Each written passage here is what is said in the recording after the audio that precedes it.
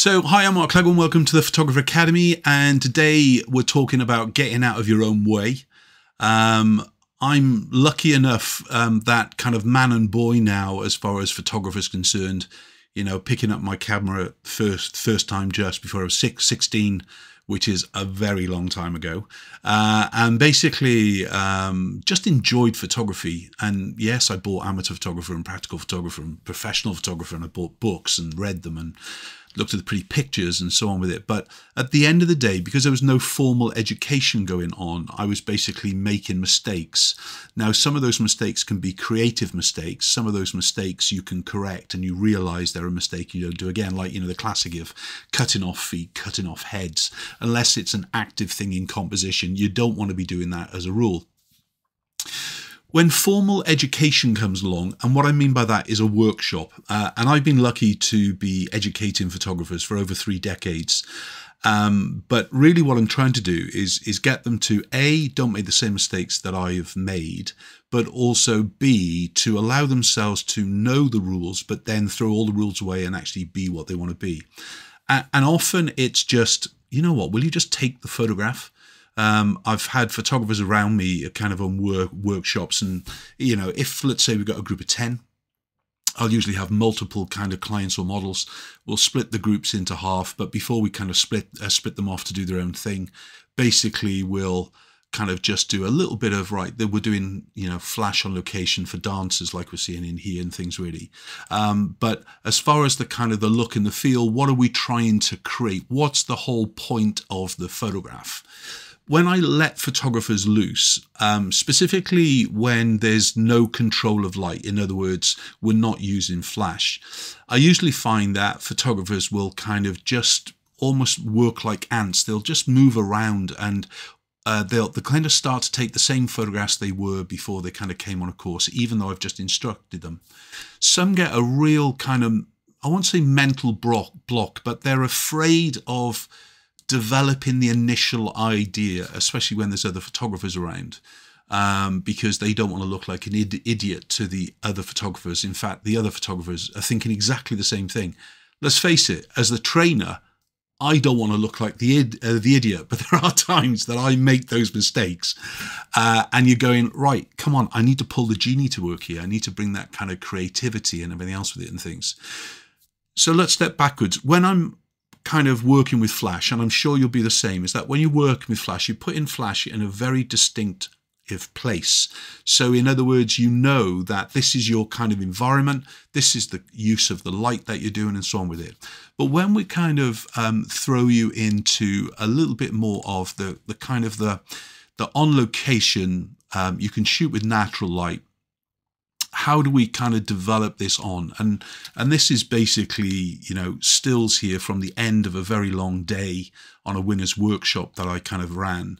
And, you know, there's lots of similar images in here because perhaps I'm moving the model, I'm animating the model, I'm kind of getting her to walk or put weight onto one foot or another. But I'm actively trying to change each image instead of multiple photographs of the same one. The biggest problem I find that when photographers are put in a similar circumstance to this, and especially if they've lost their little bit of creative genie, or they're kind of trying to bring it to work, but it kind of doesn't come, you kind of start shooting the same shots that you were doing. And this is where really, you know, when you're kind of booking a model for yourself or you're going on a workshop, what you want to be doing is kind of make sure you're shooting that little bit more kind of variety. And I'm just scanning through my vault here of one gallery. So these are straight out of camera. This is the JPEG vault. So as the JPEG was shot on camera, with no additional work done or whatever it is.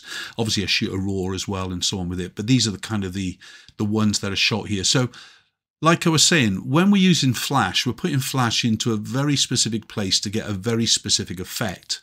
But when you're shooting in a group and you're left to your own devices and you're kind of left to create, what are we trying to create? And often you're kind of a little bit brain dead because of all the other people around you. And this can be, you know, very similar when you're perhaps photographing with a client in a park or a great location. You've done what you kind of came out to do, but then you're putting a little bit too much pressure on yourself for kind of that creativity. So at this point, you know, the first thing that you should continue to do is kind of have a little bit of a break, shoot the shot, shoot a variety of shots if that's what you need to do, but then kind of settle back. And even if you're looking at the images on the back of the camera, and I'm not a massive fan of doing that because I'm still in my head a film photographer, and basically as long as I got my exposure correct, then I'm going to shoot the hell out of it. So when we're kind of faced with this image, how do we develop it on to get something more award-winning, or more something for your portfolio, or something more dynamic, without relying on the likes of the post-production and everything else? So the first thing that we can do is change camera angle. We can kind of lay on our bellies, stand on a rock higher and shoot down lower. We can position the subject down lower in the rocks as well, so they're basically kind of being moved. So we're shooting down, whereas we were shooting along before here, whatever the kind of the animation's going to be. Then perhaps we can get in closer, or we can shoot against the light to kind of get that extra, well, that different kind of look and feel straight away with it. So can you reposition the lighting onto the subject, or I should say, can you reposition the subject to the lighting that is in the environment? And then can you reposition the camera safely, of course, when you're working on the kind of the coastline as we are here, to kind of end up with a better shot that we're trying to actually kind of find within it. In other words, what I'm trying to say is try and take the pressure off yourself, you know, take a breather.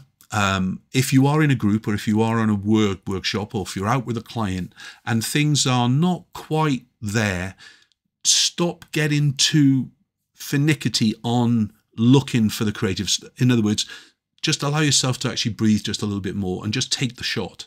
And as you take the shot here, you can then start to actually think about, you know, that creative element. So we've worked from against the light to with the light, and all of a sudden we've got a completely different look and feel.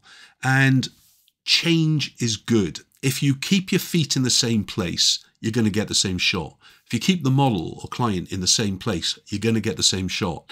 If you stick to the same lens, you're going to stick to the same shot. So change something.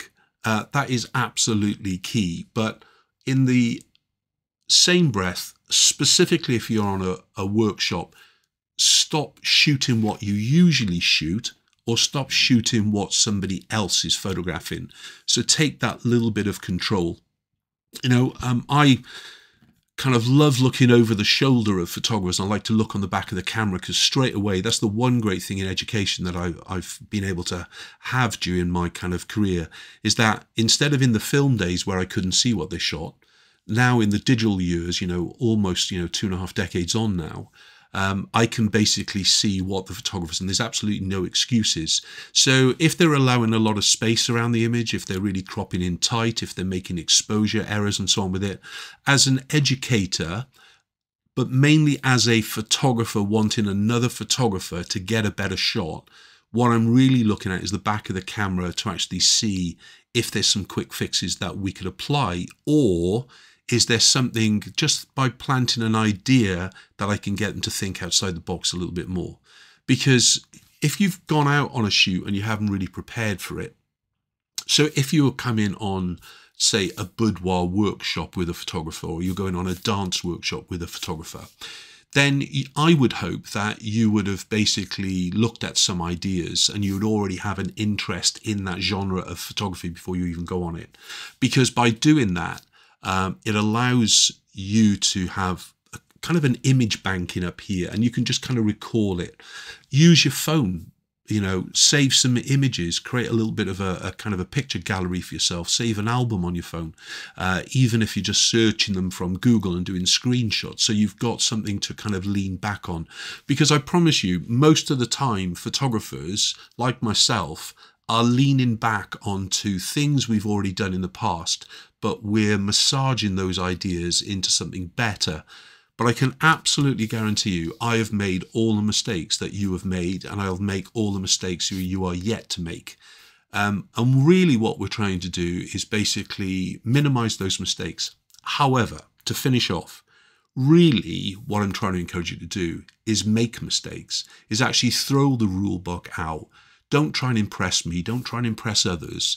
Try and basically just have a freedom to kind of create what possibly could actually take you down a completely different route. And if you find yourself in that little bit of a dark zone, take a break, kind of, you know, shoot the photograph before you take a break, as it were, especially if you've got the kind of the client or the model in a position.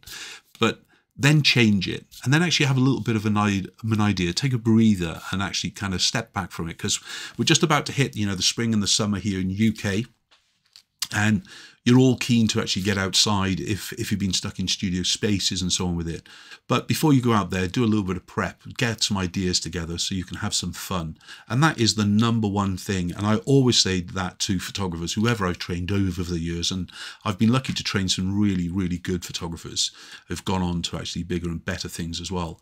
But it's have some fun today. That's the key thing, you know, be respectful to each other.